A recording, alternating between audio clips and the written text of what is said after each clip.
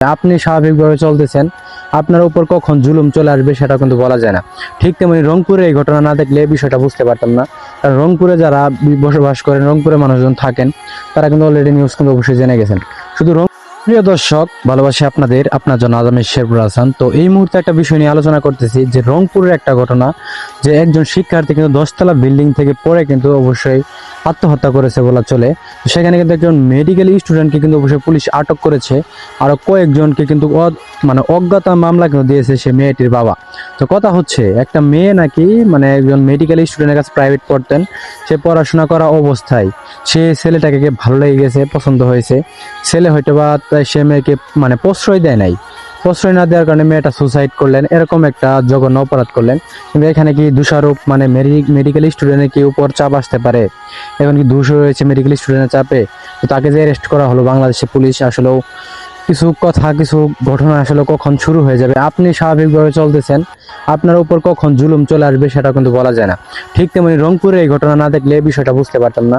কারণ রংপুরে যারা বসবাস করেন, রংপুরে মানুষজন থাকেন, তারা কিন্তু অলরেডি নিউজ কিন্তু অবশ্যই জেনে গেছেন। শুধু রংপুর না, বিভিন্ন জেলায় কিন্তু এরকম ঘটনা ঘটে। কারণ একটা মেয়ে একটা ছেলেকে পছন্দ করতেই পারে, ছেলে যদি তাকে প্রশ্রয় না দেয়, সে মেয়েটা কিন্তু অন্য একটা দুর্ঘটনার কবলে পড়ার চেষ্টা করে। ঠিক তেমনি রংপুরে 10তলা বিল্ডিং থেকে পড়ে যে মেয়েটা সুসাইড করলেন, সে এখন দায়ী দিচ্ছে, সেই মেয়ের বাবা মামলা দিয়েছে সে মেডিকেল স্টুডেন্টের কাছে, বা মেডিকেল স্টুডেন্ট কিন্তু এখন আটক হয়েছে। এমনকি মেডিকেল স্টুডেন্টের যত পড়ার শিক্ষার্থী আছে, সকলে কিন্তু এখন রাস্তায় অবরোধ করতেছে। সবাই কিন্তু আসলে যার যে জায়গা থেকে কিন্তু কাজ করতেছে, এমনকি সেই ছেলেকে বাঁচানোর জন্য।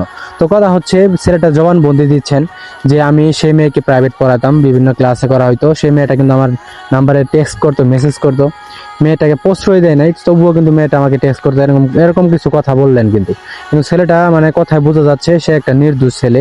তো কথা হচ্ছে, একটা মেয়ে যখন আপনার উপর জুলুম করে, একটা মেয়ে আপনার উপরে অভিযোগ জানিয়ে যদি মৃত্যুবরণ করে, তাহলে বিষয়টা কিন্তু এখানে অন্যরকম একটা বিষয় দাঁড়ায়। কারণ আমি একটা মেয়েকে পছন্দ করলাম না, সে মেয়ে আমাকে পছন্দ করলো, আমি তাকে প্রশ্রয় দিলাম না, এরকম কিছু কাণ্ড হলে, সে মেয়ে কিছু হয়ে গেলে সে দায় কি আমি নিব?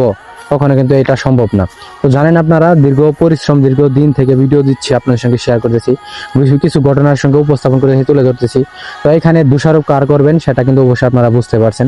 তো এইখানে মূলত কিন্তু কথা হচ্ছে, মেয়েটা সুসাইড করেছে হয়তো তাকে না পাওয়ার কারণে, হয়তো এমন কিছু কারণে, কিছু ডিপ্রেশনের কারণে। কিন্তু এখানে ছেলেটাকে যে দোষারোপ করা হচ্ছে, ছেলেটাকে যে আটক করা হচ্ছে, এখানে তো আইন এটা আসলে একটা অন্যরকম কাজ করতেছে। কারণ এটা কিন্তু মেনে নেওয়ার মতো না।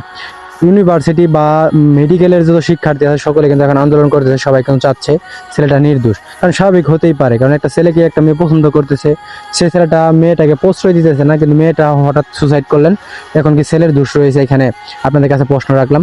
তো যারা ভিডিও দেখেন, কন্টেন্ট দেখেন, আসলে আপনাদের মতামতগুলো অবশ্যই প্রয়োজন। সবচেয়ে বড় কথা হচ্ছে যে, এরকম ঘটনা আমি অবশ্যই আরো কিছু মানুষের কাছে শুনেছি, যারা ঢাকা মেডিকেলে বা বিভিন্ন মেডিকেলে পড়াশোনা করে। কারণ একটা ছেলে, মেডিকেল স্টুডেন্টের একটা ছেলেকে দেখলে কিন্তু কিছু মেয়ে ইমপ্রেস হয়ে যায়, বা রিলেশন করা বা সম্পর্ক করা কিন্তু একটা চেষ্টা করে।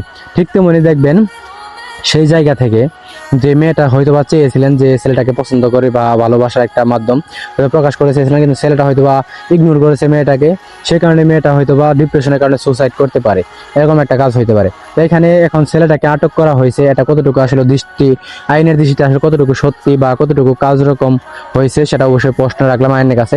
আর যারা ভিডিও দেখছেন, অবশ্যই ইউটিউব চ্যানেল থেকে দেখে থাকলে অবশ্যই সাবস্ক্রাইব করবেন, ফেসবুক পেজ থেকে দেখে থাকলে অবশ্যই ফলো করবেন। ভালো থাকবেন, সুস্থ থাকবেন, এরকম কিছু ঘটনা থেকে দূরে থাকবেন।